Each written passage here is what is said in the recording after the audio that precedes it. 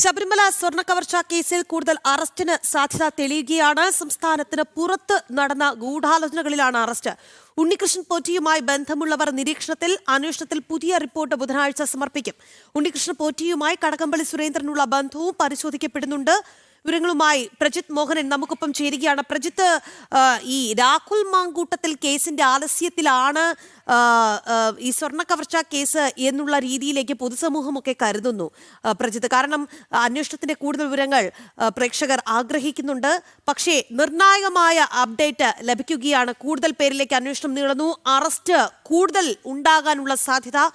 കടകംപള്ളി സുരേന്ദ്രൻ നമുക്ക് മുന്നിലുണ്ട്. അദ്ദേഹം ഏതാണ്ട് പെട്ട അവസ്ഥയിലാണ്. പത്മകുമാറൊക്കെ വളരെ ഗുരുതരമായ വെളിപ്പെടുത്തൽ അദ്ദേഹത്തിനെതിരെ നടത്തിയിട്ടുണ്ട്. പറയൂ പ്രജിത്ത്.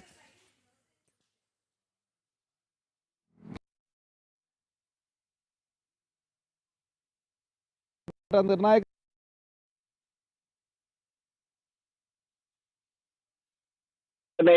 ക്ഷമിക്കണം റോധാം ജ്വല്ലറിയുടെ ഉടമ ഗോവർദ്ധൻ, അതോടൊപ്പം തന്നെ കൃപേഷ്, അങ്ങനെയുള്ള ആളുകളുടെ പങ്ക് ഈ വിഷയത്തിൽ ഒരു പ്രാഥമിക പരിശോധന എന്നതിനപ്പുറത്തേക്ക് ഇതുവരെ പോയിട്ടില്ല എന്നുള്ളത് നമ്മൾ മനസ്സിലാക്കേണ്ടതുണ്ട്. അപ്പോൾ വിശദമായിട്ടുള്ള പരിശോധന, വിശദമായിട്ടുള്ള മൊഴിയെടുപ്പ്, അതിനുശേഷം ഉണ്ണികൃഷ്ണൻ പോറ്റിയുമായി ഈ സ്വർണ്ണക്കവർച്ചയ്ക്ക് വേണ്ടി ഗൂഢാലോചന നടത്തിയ ആളുകളുമായി ബന്ധപ്പെട്ടുള്ള അറസ്റ്റ് അടക്കമുള്ള നടപടികളിലേക്ക് അന്വേഷണ സംഘം കടക്കാൻ ഒരുങ്ങുകയാണ് എന്നുള്ളതാണ് നമുക്ക് ലഭ്യമാകുന്ന വിവരം.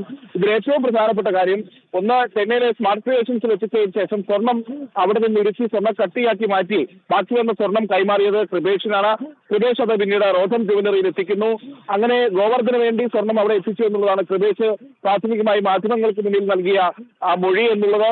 അപ്പോൾ ഇതെല്ലാം അവിടെ നിലനിൽക്കുന്നുണ്ട്. അപ്പോൾ സ്വാഭാവികമായും ഈ ഇവരുടെയൊക്കെ ചോദ്യം ചെയ്യലുകൾ വീണ്ടും ഉണ്ടാകാനുള്ള സാധ്യതയും അതോടൊപ്പം തന്നെ അറസ്റ്റിലടക്കമുള്ള നടപടികളിലേക്ക് കടക്കുകയും ചെയ്യാനാണ് അന്വേഷണ സംഘത്തിന്റെ തുടർച്ചയായിട്ടുള്ള പദ്ധതി എന്നുള്ളത് നേരത്തെ തന്നെ നമ്മൾ കണ്ടതാണ്. സ്വർണ്ണക്കവർച്ചയുമായി ബന്ധപ്പെട്ട് നിലവിൽ ശബരിമലയുമായി കേന്ദ്രീകരിച്ച് പ്രവർത്തിച്ചവരെയും ഒപ്പം ഉണ്ണികൃഷ്ണൻ പോറ്റിയെയും ദേവസ്വം ബോർഡിലെ പ്രമുഖരെയുമാണ് ഇപ്പോൾ പ്രത്യേക അന്വേഷണ സംഘം അറസ്റ്റ് ചെയ്തിരിക്കുന്നത്.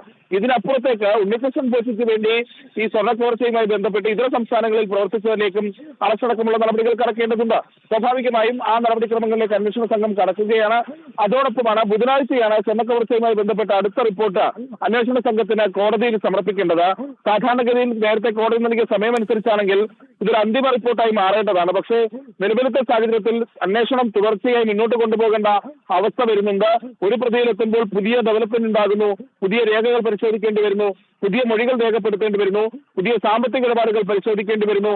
അങ്ങനെ അന്വേഷണം ഇനിയും നീണ്ടുപോകാനുള്ള സാധ്യത തന്നെയാണ് പ്രത്യേക അന്വേഷണ സംഘം കാണുന്നത്. അതുകൊണ്ട് തന്നെ ബുധനാഴ്ച ഒരു പക്ഷേ പ്രജിത്ത്,